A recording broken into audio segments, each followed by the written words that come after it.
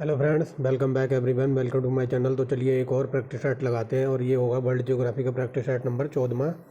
और इससे पहले हमने 13 प्रैक्टिस सेट लगा लिए हैं, यानी कि 13 प्रैक्टिस सेट लगा लिए हैं। अगर किसी ने वो 13 प्रैक्टिस सेट ना देखे हो वर्ल्ड ज्योग्राफी के, जो कि A1 क्वालिटी का डाटा NCERT का निचोड़ प्रोवाइड कराया है PCS लेवल का, तो आप जाके चैनल की प्लेलिस्ट में देख सकते हो। वर्ल्ड ज्योग्राफी के नाम से प्लेलिस्ट मिल जाएगी, या फिर इसी वीडियो के डिस्क्रिप्शन में आपको हर वो इम्पोर्टेंट वीडियो जो आपके एग्ज़ाम से रिलेटेड है उसका डिस्क्रिप्शन में लिंक लगा दिया जाएगा। तो और इसमें हम देखेंगे, जो ये पार्ट नंबर 14 है, इसमें हम देखेंगे जो विश्व में परिवहन संस्था है या फिर जो विश्व का ट्रांसपोर्टेशन सिस्टम है परिवहन संस्था, तो वो देखेंगे। 50 क्वेश्चन है, लगभग 52 के अराउंड क्वेश्चन है और वेरी वेरी मोस्ट इंपॉर्टेंट है। तो आप ध्यान से सुनना, जिस पे मैं इंपॉर्टेंट कहूँ उसको इंपॉर्टेंट लगा लेना, क्योंकि यूपी PCS में कई बार यहाँ से क्वेश्चन बने हैं। तो पहला देखिए, ये ग्रुप CD का पालतू क्वेश्चन था किसी ज़माने में कि विश्व में सबसे ज़्यादा सड़कों का जाल किस देश में बिछा हुआ है। तो सबसे ज़्यादा सड़कों का जाल है अमेरिका में, USA यानी कि अमेरिका। दूसरा नंबर देखिए, अगर भारत की बात करें तो भारत सड़कों के जाल पर नंबर पे आता है दूसरे नंबर पे। अगर भारत के अंदर बात करें कि भारत के अंदर यानी कि कौन से राज्य में सबसे ज़्यादा सड़कों का जाल है, तो उसका आंसर हो जाएगा महाराष्ट्र। ठीक फ्रेंड्स, वर्ल्ड वाइड के अकॉर्डिंग भारत दूसरे नंबर पर है। ये देखिए, भारत आता है सड़कों के मामले में या फिर सड़क प्रणाली में दूसरे नंबर पर। आगे चलिए, तीसरा क्वेश्चन क्या कहता है, ये वेरी वेरी मोस्ट इंपोर्टेंट लगाओ इसमें। दक्षिणी गोलार्ध में किस देश में सड़कों का जाल सबसे अधिक विस्तृत है या फिर सबसे अधिक जाल पाया जाता है, तो ये है Argentina. Very very most important है ये। आगे चलिए, चौथा क्वेश्चन देखिए, विश्व में सड़कों की लंबाई की दृष्टि से प्रथम 3 देश कौन से हैं। तो सबसे ज़्यादा अमेरिका, फिर भारत और फिर ब्राज़ील। सबसे ज़्यादा लंबी सड़कें अमेरिका में, उसके बाद भारत में और फिर ब्राज़ील में। अगर भारत में भी बात कर ली जाए तो आएगा महाराष्ट्र। आगे चलिए, विश्व की सबसे लंबी सड़क कौन सी है, तो यह है पैन अमेरिकन महामार्ग। आगे चलिए, विश्व में किस देश में सर्वप्रथम रेलवे का निर्माण हुआ था या फिर रेलवे चलाई गई थी। तो ये सबसे पहले इंग्लैंड में यानी कि ब्रिटेन में रेल चली थी। और कब चली थी? 1825 में। और अपने इंडिया में चली थी 1853 में। कई बार बता रखा है। ठीक है ना। यहाँ पूछिए कि विश्व में सबसे पहले रेल का निर्माण कहाँ हुआ था, तो ये ब्रिटेन में हुआ था और ब्रिटेन में ही सबसे पहले रेल चली थी 1825 में। आगे देखिए, विश्व में सबसे पहला रेल मार्ग कहाँ बनाया गया था, तो ये देखिए, उत्तरी पूर्वी इंग्लैंड में कोयला खानों और न्यू कैंसिल के मध्य। फ्रेंड्स, जो इंग्लैंड में सबसे पहले जो रेल चली थी तो वो कोयला ढोने वगैरह के लिए खदानों में चलाई गई थी। तो उत्तरी पूर्वी इंग्लैंड में कोयला खदानों और न्यू कैंसिल के मध्य चली थी। फ्रेंड्स, आगे देखिए, एशिया के किस देश में सबसे लंबी रेल मार्ग है, तो एशिया के अंडर आता है अपना भारत। और भारत में एशिया में सबसे ज़्यादा रेलवे मार्ग विकसित किया हुआ है, यानी कि सबसे लंबा रेलवे मार्ग है एशिया के अंडर अपना इंडिया का। आगे देखिए, संसार में रेलों का सबसे बड़ा जाल किस देश में है, तो USA में है। फ्रेंड्स, आगे देखिए, साफ दिखाई दे रहा होगा। अगर किसी को क्वालिटी की प्रॉब्लम हो तो कई बार बता चुका हूँ 480, और अगर आवाज़ स्लो लग रही हो तो 1.75 या फिर 1.50 पे देख सकते हो आप। क्वालिटी 480 पे एकदम क्वालिटी दिखाई देगी। ये देखिए, विश्व की पहली रेल चली थी तो ये इंग्लैंड में चली थी 1825 में, जो कि बता दिया है। ठीक है। और 1853 में अपने देश में चली थी। कहाँ चली थी, तो 1853 में मुंबई से ठाणे के बीच चली थी। कितने किलोमीटर, तो ये 34 किलोमीटर चली थी।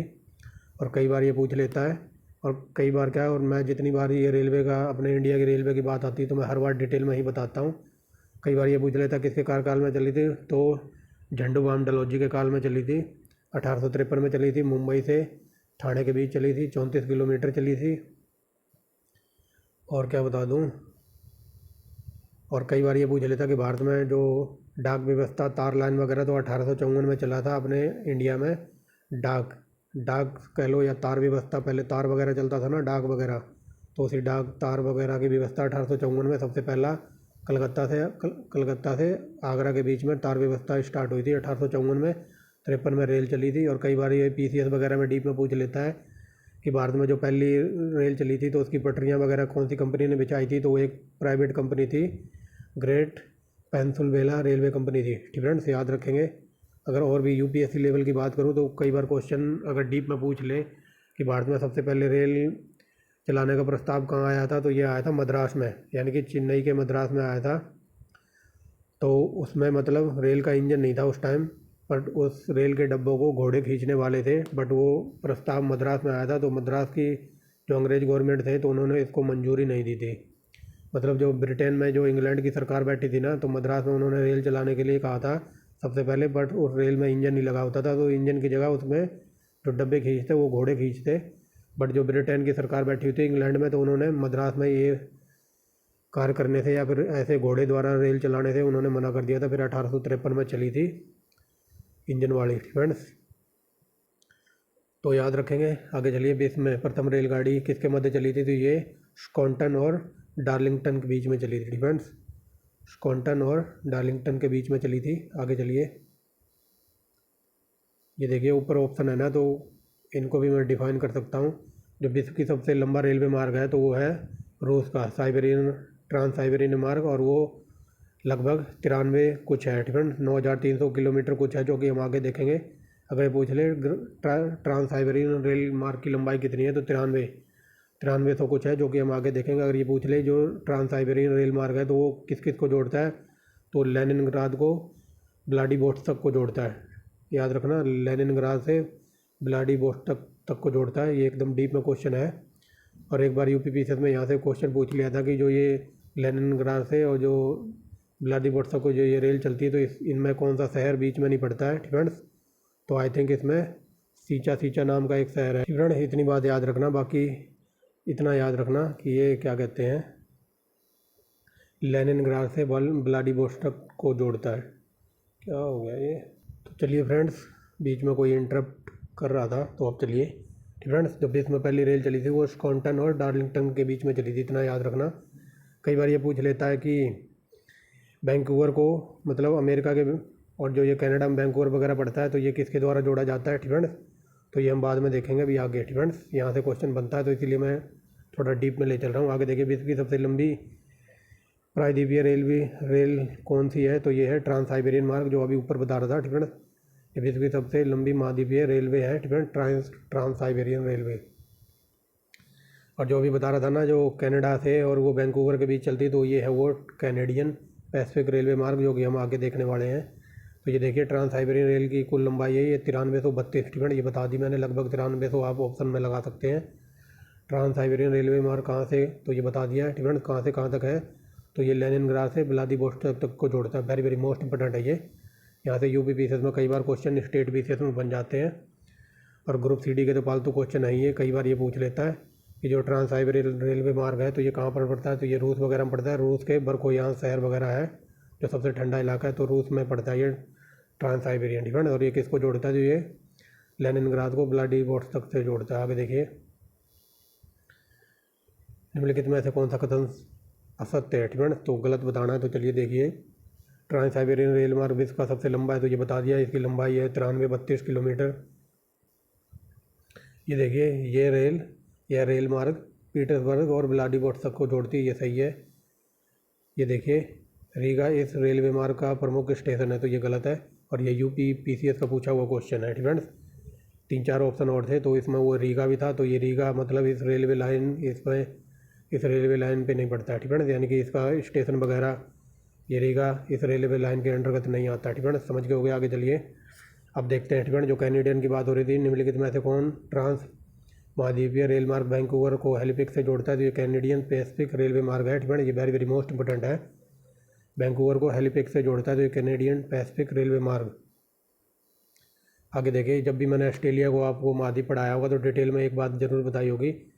ऑस्ट्रेलिया का जो इधर पड़ता है, पूर्वी साइड पड़ता है ये सिडनी, और सिडनी से इधर आर पार जाता है, तो ये पर्थ है। पर्थ इधर, एक सेकंड बना के दिखा देता हूँ, पता नहीं क्या बनेगा ये फ्रेंड्स। ये देखिए, मुझे ड्राइंग भी तो नहीं करनी आती। मान लो ये ऑस्ट्रेलिया का नक्शा है, तो इधर तो पूरा रेगिस्तान वगैरह है, लेकिन कई बार क्वेश्चन ये बन जाता है ग्रेट डिवाइडिंग रेंज, ये तो ऑस्ट्रेलिया में ये लॉलीपॉप है, सबको पता होगा फ्रेंड्स। लेकिन अगर ऑस्ट्रेलिया में डीप में ले चलूँ, तो ऑस्ट्रेलिया की जो 90% आबादी है ना, वो इन किनारों पर रहती है, समुद्र के किनारे, जो भी ये महासागर वगैरह लगता है, क्योंकि इधर तो पूरा प्यासी भूमि का देश कहा जाता है। इधर तो रेगिस्तान है, ग्रेट सैंडी और ये सब कुछ कराया है ना, कल जो वीडियो मैंने अपलोड की है तो उसमें सब कुछ डिटेल में बताया था। Great Victoria, great Sandy, great Gibson Simpson, तो ये सब रेलवे मार्ग क्या कहते हैं, ये सब रेगिस्तान ऑस्ट्रेलिया में है फ्रेंड्स याद रखना, great Sandy, great Gibson, Simpson, तो ये सब ऑस्ट्रेलिया के हैं। तो इधर इसको प्यासी भूमि का देश भी कहा जाता है। लेकिन जो ऑस्ट्रेलिया महाद्वीप की जो 90% आबादी है, 99% मान लो, तो इन किनारों पे बसी हुई है, पूर्वी किनारों पर। लेकिन ऑस्ट्रेलिया का एक ही ऐसा स्टेट है या फिर राज्य कह लो जो यहाँ इस पश्चिमी दिशा में बसा हुआ है, और उसका नाम है पर्थ। ये देखिए पर्थ लिखा हुआ है। तो आप ऐसे समझ सकते हैं फ्रेंड्स कि जो पर्थ दे ऑस्ट्रेलिया का जो राज्य वगैरह है, तो वो पश्चिमी दिशा में है। और ऑस्ट्रेलिया महाद्वीप से एक रेलवे लाइन गुजरती है जो कि सिडनी को पर्थ से जोड़ती है। फ्रेंड्स समझ गए होंगे। ये देखिए दोबारा बना के दिखा देता हूँ। यहाँ सिडनी है और यहाँ पर्थ है। तो ये पूरा मतलब ये इतना लंबा चौड़ा रेलवे मार्ग है जो सिडनी को पर्थ से जोड़ता है। और 90% आबादी ऑस्ट्रेलिया की पाई जाती है कहाँ पर, इन किनारों पर, पूर्वी साइड में। लेकिन ऑस्ट्रेलिया का कई बार पूछ लेता है कि ऑस्ट्रेलिया का ऐसा कौन सा राज्य है या कौन सा प्रांत है जो पश्चिम दिशा में है, तो ये है पर्थ। फ्रेंड्स इतनी बात याद रखना। ऑस्ट्रेलिया की और कुछ बताऊं, कई बार क्वेश्चन ये बन जाता है कि ऑस्ट्रेलिया में जो सबसे ज़्यादा गेहूं कौन से प्रांत में होते हैं, तो क्वींसलैंड का नाम याद रखना। क्वींसलैंड प्रांत में ऑस्ट्रेलिया में सबसे ज़्यादा गेहूँ होते हैं। और कई बार ये पूछ ले विश्व में सबसे ज़्यादा भेड़ें कहाँ हैं, तो ऑस्ट्रेलिया में इतनी भेड़ें हैं और इतना ऊन प्राप्त होता है, ऊन से पूरी पृथ्वी को लपेटा जा सकता है। सबसे ज़्यादा भेड़ें वगैरह ऑस्ट्रेलिया में है। और कई बार यूपीपीसीएस में डीप में क्वेश्चन पूछ लेता है कि ऑस्ट्रेलिया में जो भेड़ पालते हैं तो उनको क्या कहा जाता है। जैसे अपने इंडिया में भेड़ बकरी पालते हैं तो उनको गड़ेरिए वगैरह कह देते हैं, और ऑस्ट्रेलिया में जो भेड़ पालते हैं उनको कहते हैं जकारू। फ्रेंड्स याद रखना, ये जकारू यूपीपीसीएस का पूछा हुआ क्वेश्चन बता रहा हूँ। और कई बार ये पूछ लेता है कि यूपीपीसीएस में एक बार पूछा था 2020 के पेपर में कि जो ऑस्ट्रेलिया की जो ये ग्रेट डिवाइडिंग रेंज है, ये कौन सी दिशा में पड़ती है, तो ये उत्तर पूर्वी दिशा में पड़ती है, इस साइड वगैरह। फ्रेंड्स उत्तर पूर्वी में। कई बार ये पूछ लेता है ऑस्ट्रेलिया की जो कारपेंट्रिया की खाड़ी है, ये कौन सी दिशा में, तो ये उत्तर की तरफ है, ऊपर की साइड। फ्रेंड्स और ये लोएस्क वगैरह के लिए प्रसिद्ध है। पिलवारा क्षेत्र लोएस्क के लिए है। कालगुल्ली और कुलगाड़ी की खाने, यहाँ सोने की खाने हैं। और ऑस्ट्रेलिया की 2 फेवरेट नदी हैं जिनको कहते हैं मेरी और डार्लिंग, मर्रे डार्लिंग। तो आप ऐसे याद रख सकते हैं कि मेरी डार्लिंग ऑस्ट्रेलिया चली गई। ये 2 वहाँ की नदियाँ हैं। फ्रेंड्स इतना डिटेल में बहुत है, बाकी बहुत कुछ करा रखा है ऑस्ट्रेलिया के बारे में, आप देख सकते हैं जाके। आगे चलिए। संयुक्त राज्य अमेरिका के सैन फ्रांसिस्को नगर से न्यूयॉर्क तक जाने वाले रेलवे को किस नाम से जाना जाता है, तो ये है मध्य ट्रांस पारदीपीय रेलवे मार्ग। फ्रेंड्स समझ गए होंगे। मतलब अमेरिका से सैन फ्रांसिस्को क्या है, ये सैन फ्रांसिस्को और न्यूयॉर्क के बीच में जाने वाला जो रेलवे मार्ग है, यानी कि जो सैन फ्रांसिस्को है और ये अमेरिका को जोड़ता है, तो ये है मध्य महाद्वीपीय रेलवे मार्ग, जो कि कनेक्ट करता है किसको, न्यूयॉर्क और अमेरिका के सैन फ्रांसिस्को को। आगे चलिए। और इस वर्ड को देख कर आपको कुछ याद आ रहा है, ये हाल फिलहाल में मैंने जो वीडियो अपलोड करी है, तो उसमें मैंने बताया था ना, गदर पार्टी की स्थापना लाला हरदयाल ने अमेरिका में की थी, और अमेरिका के भी कहाँ, सैन फ्रांसिस्को में। फ्रेंड्स याद रखना, जो हमारी मॉडर्न हिस्ट्री चल रही है आप वहाँ जाके भी देख सकते हैं डिटेल में। आगे चलिए। 19वां नंबर देखिए क्या कहता है। पहला है, यहाँ पर मिलान करना है, तो देखिए यूरोपीय पार महाद्वीप रेल, और दूसरा है पार इंडीज रेल, और तीसरा है साइबेरियन रेल। तो कुछ भी ना पता हो तो साइबेरियन रेल तो पता है। तो ये साइबेरियन रेल यानी कि ट्रांस साइबेरियन मार्ग, ये लेनिनग्राद को व्लादिवोस्टोक से जोड़ता है। तो ये देखिए पहला देखिए यूरोपीय पार रेलवे मार्ग, ये किसको जोड़ता है, तो ये पेरिस को वारसा से जोड़ता है, यानी कि पहले का 5वां आप यहाँ देख सकते हैं। और बी नंबर क्या कहता है, जो पार एंडीज रेलवे है, फ्रेंड जो एंडीज वगैरह की रेलवे है, तो ये किसको जोड़ता है, तो ये ब्यूनस यानी कि अर्जेंटीना से वालपैराइसो को जोड़ता है, यानी कि ये अर्जेंटीना की राजधानी है ब्यूनस आयर्स। फ्रेंड्स यानी कि जो ये रेलवे मार्ग है एंडीज रेलवे मार्ग, तो ये ब्यूनस आयर्स को वालपैराइसो से जोड़ता है। फ्रेंड्स और तीसरा देखिए क्या है, तीसरा है ट्रांस साइबेरियन रेल मार्ग, तो ये बता दिया लेनिनग्राड से व्लादिवोस्टोक को जोड़ता है।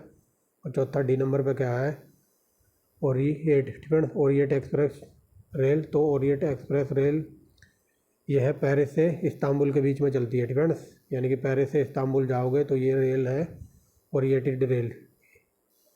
फ्रेंड्स देख लिया होगा, एकदम डीप लेवल के क्वेश्चन लेकर आया हूँ। थोड़ी ब्राइटनेस कम करता हूँ। आगे चलिए। फ्रेंड्स विश्व का सबसे व्यस्ततम समुद्री रास्ता कौन सा है, तो ये उत्तरी अटलांटिक महासागर, ये वेरी वेरी मोस्ट इंपॉर्टेंट है। और इस महासागर के बारे में कई बार बता चुका हूँ मैं। फ्रेंड्स इसकी जो ठंडी वगैरह धारा है तो उसमें है लेब्राडोर की धारा, और यहीं पर गर्म जलधारा होती है तो उसे गल्फ स्ट्रीम कहते हैं। ठीक है। उत्तरी अटलांटिक महासागर में ठंडी जो जलधारा होती है लेब्राडोर, और फिर गर्म जलधारा जो जिसको यूरोप का कंबल भी कहा जाता है, तो वो जो ठंडी जलधारा और गर्म जलधारा जहाँ पर मिलते हैं तो वहाँ पर बनता है प्लैंकटन। और प्लैंकटन है मछलियों का फेवरेट भोजन, जिसको मछलियाँ खाने आती हैं, और यहीं पर विश्व का सबसे बड़ा मछली उत्पादन का क्षेत्र माना जाता है ये। फ्रेंड्स इतना याद रखना। और कई बार ये पूछ लेता कि विश्व की गर्म कंबल की धारा या फिर यूरोप की कंबल की गर्म धारा कहते हैं लेब्राडोर को। और कई बार ये पूछ लेता है यूपीपीसीएस में कई बार क्वेश्चन बना है कि जो सार्गेसो सागर है वो कहाँ पड़ता है, तो ये उत्तरी अटलांटिक महासागर में पड़ता है सार्गेसो सागर। और कई बार ये पूछा है ऐसा कौन सा सागर है जिसका कोई किनारा नहीं है, तो ये सार्गेसो सागर ही है। फ्रेंड्स ये जो उत्तरी अटलांटिक महासागर है, ये मान लो ये सागर है, ठीक है, तो इसके बीच में ऐसी समुद्री की घास की बहुत सारी घास जमा हो गई है, एक पार्क सा बन गया है, तो उसी पार्क को कहा जाता है, ये समुद्री वनस्पति को कहा जाता है सार्गेसो सागर। और इसका कोई किनारा नहीं है, ये एक समुद्री घास है या फिर समुद्री वनस्पति कह लो। और कई बार डीप में पूछ ले कि इसको सबसे पहले इस सागर को किसने देखा था, तो पुर्तगालियों ने देखा था। ठीक फ्रेंड्स इतनी बात याद रखना।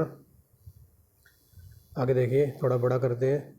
क्या कहता है, संयुक्त राज्य अमेरिका के पूर्वी तटभाग तथा पश्चिमी तटभाग के मध्य कौन सा समुद्रिक जलमार्ग संपर्क स्थापित कराता है, तो यह है उत्तरी अटलांटिक समुद्रिक जलमार्ग। फ्रेंड्स जो कि जोड़ता है किसको, तो ये जोड़ता है पूर्वी अमेरिका और पश्चिमी यूरोप के मध्य। फ्रेंड्स समझ गए होंगे। आगे चलते हैं। द ग्रेट ओशन ट्रेड मार्ग किस महासागर से गुजरता है, तो ये उत्तरी अटलांटिक महासागर से गुजरता है। इस पर वेरी मोस्ट इंपोर्टेंट लगा लो। सुएज नहर के निर्माण से पूर्व निम्न में से कौन सा बहुमत, ठीक है, निम्नलिखित में से कौन बहुत महत्वपूर्ण जलमार्ग था। मतलब जब सुएज नहर नहीं बनी थी तो उससे पहले की बात हो रही है। तो सुएज नहर जब नहीं बनी थी तो उससे सबसे पहले महत्वपूर्ण मार्ग था तो ये केप समुद्रिक जलमार्ग वगैरह था। मतलब आवाजाही इसी मार्ग से होती थी, लेकिन जब से सुएज नहर बनी है, ठीक है, तब से इसकी वैल्यू डाउन हो गई है, यानी कि कम हो गया है। आगे देखिए निम्नलिखित में से कौन सी झील सुएज नहर के मार्ग पर नहीं पड़ती है, तो ये गाटुन झील है, तो ये सुएज नहर के मार्ग पर नहीं पड़ती है। बाकी टिम्सा झील, मंजला झील और ग्रेट बियर वगैरह झील, तो ये सब पड़ती हैं सुएज नहर मार्ग पर। फ्रेंड्स आगे चलिए। सुएज नहर, ठीक है, सुएज नहर जलमार्ग के दोनों सिरों पर स्थित पत्तन है। ठीक है, तो वेरी मोस्ट इंपोर्टेंट है ये। अगर ये पूछ ले, ठीक है, यहाँ सुएज नहर की बात हो रही है तो इसके दोनों सिरों पर कौन कौन से पत्तन है, तो एक है पोर्ट सुईद और दूसरा है सुएज। Very most important. आगे देखिए सुएज नहर, ठीक है, सुएज नहर जलमार्ग के अंतर्गत जलयानों को पार करने में 15 घंटे लगते हैं, ये इतनी लंबी चौड़ी है। आगे देखिए सुएज नहर जलमार्ग के निर्माण के बाद किस जलमार्ग का महत्व कम हो गया, तो मैंने बताया ना, तो ये जो केप ऑफ गुड वगैरह था तो इसकी वैल्यू डाउन हो गई है जब से सुएज नहर का निर्माण हुआ है। तो ये देखिए यहाँ पर बताना कौन सा कथन सुएज नहर के बारे में गलत है। ठीक है, तो चलिए देखिए। इसका निर्माण 1869 में हुआ था। ये ग्रुप CD का पालतू क्वेश्चन है, 1869 याद रखना। इसके ऊपरी, ठीक है, इसके उत्तरी प्रवेश द्वार पर पोर्ट सईद पत्तन है। ठीक है, मतलब जो उत्तर दिशा में यानी कि उत्तरी ऊपर की साइड इसके जो पत्तन है या फिर बंदरगाह है तो उसको कहते हैं पोर्ट सईद। और दक्षिण में है कौन सा, बताइए, ओनली सईद। फ्रेंड्स तो ये सही है। आगे देखिए इस नहर जलमार्ग का 1800 क्या बोला हूँ, इस नहर का जलमार्ग 1956 में मिस्र द्वारा राष्ट्रीयकरण किया गया था। ये वेरी मोस्ट इंपोर्टेंट है, लेकिन हमें गलत बताना, तो ये गलत है क्योंकि ये नहर भूमध्य सागर को भारत की खाड़ी से नहीं जोड़ती है। फ्रेंड्स आगे चलिए। ये देखिए सुएज नहर के बारे में कौन सा कथन गलत है। फ्रेंड्स तो चलिए देखिए, ये दो तो ऊपर बता दिए अभी। फ्रेंड्स और इसकी कुल लंबाई है 165, ठीक है, 169 किलोमीटर है। ठीक है, इसकी टोटल लंबाई 169 किलोमीटर है, यहाँ पर सिर्फ 65 किलोमीटर है, तो ये गलत है। ठीक है, आगे देखिए। सुएज नहर के बनने से समुद्री जहाज को केप ऑफ गुड का चक्कर नहीं लगाने के समय एवं दूरी में बहुत बचत हो गई है। फ्रेंड्स आगे देखिए निम्नलिखित में से किस मार्ग में समय एवं दूरी के बीच बचत सबसे अधिकतम है, तो ये है मुंबई से लंदन। फ्रेंड्स सिंपल वे में समझिए, ये बताने की कोशिश कर रहा है। मतलब ये केप ऑफ गुड है, ये अफ्रीका के इधर है पड़ता है ना, तो ये इधर से घूम के जाते थे जहाज, ऐसे टाइम वगैरह बहुत ज़्यादा लगता था। तो ये बता रहा है कि जो क्या कहते हैं, जो सुएज नहर का निर्माण होने से या सुएज नहर बनने से सबसे ज़्यादा दूरी जो मुंबई और लंदन के बीच की जो डिस्टेंस है ना, तो उसमें कमी आई है, यानी कि मुंबई और लंदन के बीच का व्यापार में दूरी बहुत कम हो गई है सुएज नहर के निर्माण होने से। आगे देखिए, संसार का सबसे बड़ा पोतवाहक नहर है तो ये सुएज नहर है, वेरी वेरी मोस्ट इंपॉर्टेंट है ये। और कई बार ग्रुप सी डी एग्जाम में पूछ लेता कि ये कील नहर किस किस को जोड़ती है, कौन से सागर को जोड़ती है, तो इसकी ट्रिक बना रखी है कील उत्तरी बाल्टी में, ठीक है ना। कील उत्तरी बाल्टी में यानी कि ये उत्तरी सागर को बाल्टिक सागर से जोड़ती है, वेरी वेरी मोस्ट इंपॉर्टेंट। आगे देखिए, संसार की सबसे बड़ी जहाज रानी तो ये सुएज नहर है, कई बार बता दिया, और ये very very most important question है। आगे देखिए, पनामा नहर, ठीक है। पनामा नहर जलमार्ग व्यापार की दृष्टि से सुएज नहर जलमार्ग की तुलना में कम महत्वपूर्ण क्यों है? क्योंकि घने आबाद देशों का व्यापार पनामा नहर जलमार्गों के द्वारा नहीं होता, ठीक है। जो पनामा नहर है तो इसकी वैल्यू थोड़ी कम है अकॉर्डिंग टू द सुएज नहर, ठीक है। आगे चलिए, वर्तमान में पनामा नहर का पनामा देश के अंतर्गत या फिर नियंत्रण है, ठीक है। समझ गए पनामा नहर पर किस देश का नियंत्रण है, तो ये पनामा का ही है। आगे चलिए, यहाँ पर बताना है पनामा नहर के बारे में कौन सा कथन गलत है, ठीक है। तो सही देख लेते हैं। यह नहर जलमार्ग अंतर अटलांटिक महासागर को प्रशांत महासागर से जोड़ती है, ये वेरी वेरी मोस्ट इंपॉर्टेंट है। कई बार पूछ ले कि पनामा नहर किसको जोड़ती है, तो अटलांटिक महासागर को प्रशांत महासागर से जोड़ती है, और ये 1914 में बनकर तैयार हो गई थी। यह नहर जलमार्ग से, ठीक है, यह नहर जलमार्ग के 3 लॉक है, ठीक है। मतलब यह नहर है जलमार्ग में 3 लॉक है, ठीक है। आगे चलिए, और गलत बताना तो इसकी लंबाई 115 किलोमीटर नहीं है। आगे देखिए, ये कथन है तो यहाँ पे बताना कौन सा कथन सही है। तो चलिए देखिए, पनामा नहर की न्यूनतम गहराई 12.3 है, ये सही है, जो कि कभी नहीं पूछी जाएगी। दूसरा देखिए, पनामा नहर की न्यूनतम चौड़ाई 60 मीटर है। तीसरा देखिए, पनामा नहर में अधिक तीव्र गति से जलयान नहीं चल सकते, मतलब ये बताया जा रहा है पनामा नहर में ज़्यादा तेज़ी से नाव वगैरह नहीं चल सकती, तो ये भी सही है। चौथा देखिए, क्या कहते हैं, सुएज नहर की औसत गहराई लगभग 16.15 मीटर है, ठीक है। तो ये चारों ही सही हैं, ये देखिए। आगे चलिए, निम्नलिखित में से कौन मानवकृत नहरें हैं, यानी कि मानव द्वारा बनाई गई नहरें हैं, तो ये पनामा नहर और ये सुएज नहर सब कृत्रिम नहरें हैं, यानी कि मानव ने बनाई हैं। आगे चलिए, तो ये बता दिया है उत्तरी सागर को बाल्टिक सागर से कौन जोड़ती है, तो ये कील नहर, ठीक है ना, अभी बताया था ना, कील उत्तरी बाल्टी में, तो ये उत्तरी सागर को बाल्टिक सागर से जोड़ती है। इन सब की ट्रिक की वीडियो लगा रखी है प्लेलिस्ट में, ठीक है। आगे चलिए, हमें आंतरिक जलमार्ग यातायात हेतु सबसे उपयुक्त और महत्वपूर्ण नदी कौन सी है, तो ये राइन नदी है, इसको यूरोप की जीवन रेखा कहा जाता है, ये वेरी वेरी मोस्ट इंपॉर्टेंट। कई बार ये पूछ लेता है जो अमेरिका की 5 लेकें हैं, ठीक है, जो अमेरिका की 5 ग्रेट लेक्स या महान लेक्स या फिर महान झीलें बोलते हैं, ठीक है। तो कई बार क्वेश्चन यहाँ से बनता है कि ऐसी कौन सी नदी है या फिर झील है जो पूरी तरह अमेरिका में स्थित है, तो उसका नाम है मिशिगन, ठीक है। और कई बार यूपी पीसीएस में यहाँ से क्वेश्चन पूछा है कि ऐसी कौन सी झील है या फिर कौन सी नदी है, फ्रेंड्स, ऐसी कौन सी झील है या फिर ऐसी कौन सी नदी है जिसका डेल्टा पक्षी के पंजे की तरह बनता है। पक्षी का पंजा कुछ ऐसा होता है ना, तो ये मिसिसिपी की नदी है, इसका डेल्टा पक्षी के पंजे की तरह बनता है, फ्रेंड्स। और कई बार ये पूछा है गंगा और ब्रह्मपुत्र का डेल्टा, तो वो बनता है चापाकार, ठीक है, चापाकार।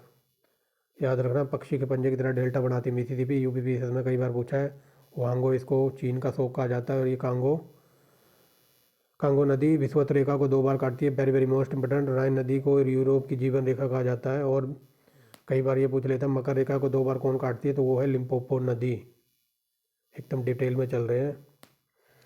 20वां नंबर देखिए, एशिया एशिया महाद्वीप में उत्तरी भाग में प्रवाहित होने वाली नदियाँ नौ परिवहन के लिए उपयुक्त नहीं है, ठीक है। तो इसका क्या कारण है, मतलब एशिया महाद्वीप में कि जो उत्तरी भाग में है जो नदियाँ हैं, तो वहाँ पर परिवहन की सुविधा क्यों नहीं हो सकती, क्योंकि अधिकांश नदियाँ टाइम समय पर जम जाती हैं, ठीक है। यानी कि एशिया की बात हो रही है, तो अपने निम्न भाग में ये नदियाँ अधिकांश समय जमी रहती हैं।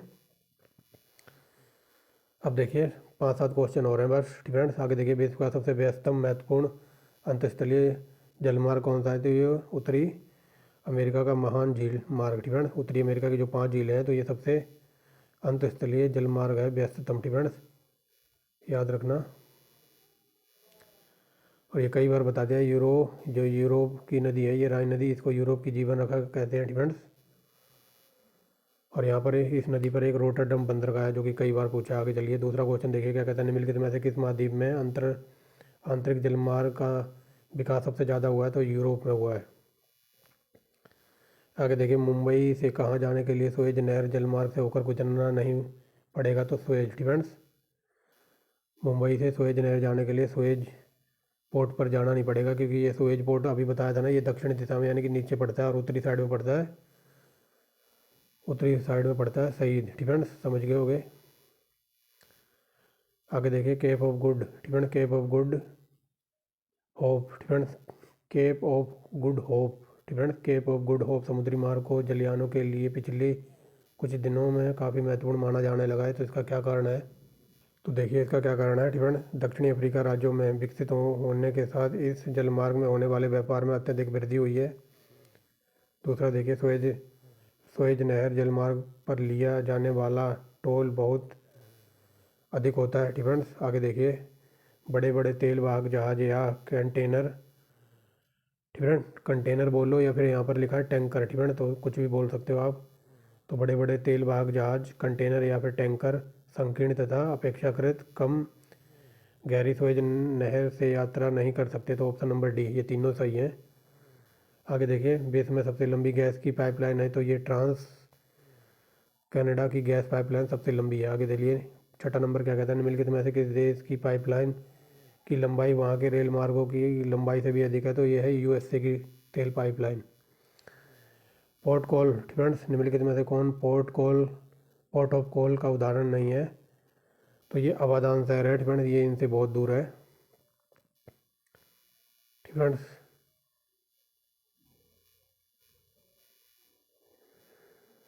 डिफरेंस यहाँ याद रखना, पोर्ट ऑफ कॉल की बात हो रही है। तो ये पोर्ट ऑफ कॉल में कौन कौन आता है? ये होलोलुलु, ये वेस्ट इंडीज में पड़ता है, सिंगापुर और अदन की खाड़ी वगैरह। तो ये अबादान वगैरह इसके अंतर्गत नहीं आता पोर्ट ऑफ कॉल के बीच में डिफरेंस। आगे देखिए अगला क्या कहता है।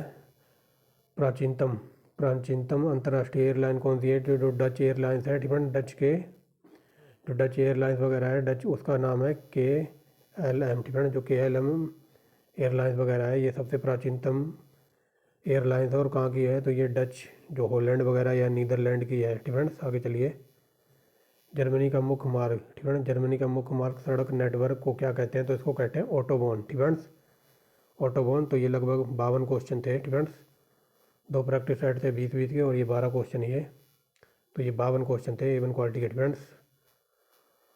तो ये था हमारा वीडियो वर्ल्ड ज्योग्राफी का प्रैक्टिस सेट नंबर 14। फ्रेंड्स, अगर आपके एग्ज़ाम से रिलेटेड हर वो इम्पोर्टेंट वीडियो UP PCS या स्टेट PCS की, चाहे वो हिस्ट्री की हो, चाहे वो वर्ल्ड ज्योग्राफी की हो या फिर हो इंडियन इकोनॉमी की, तो इसी वीडियो के प्लेलिस्ट का लिंक इसी वीडियो में मिल जाएगा आपको फ्रेंड्स। तो कंटेंट वगैरह अच्छा लगे तो आप एक लाइक कर सकते हैं थोड़ा हौसला बढ़ाने के लिए फ्रेंड्स। सब्सक्राइब कर सकते हैं चैनल को फ्रेंड्स, शेयर कर सकते हैं आप। तो thanks for watching the video and wait for next video. कल रात को जो मॉडर्न हिस्ट्री चल रही थी तो उसका 14वां पार्ट बनाकर डाल दिया है। लगभग 1 घंटा 45 मिनट की वीडियो और 195 क्वेश्चन डिटेल में कराए हैं। तो आप वहाँ जाके देख सकते हैं और अपनी तैयारी को और मजबूत कर सकते हैं।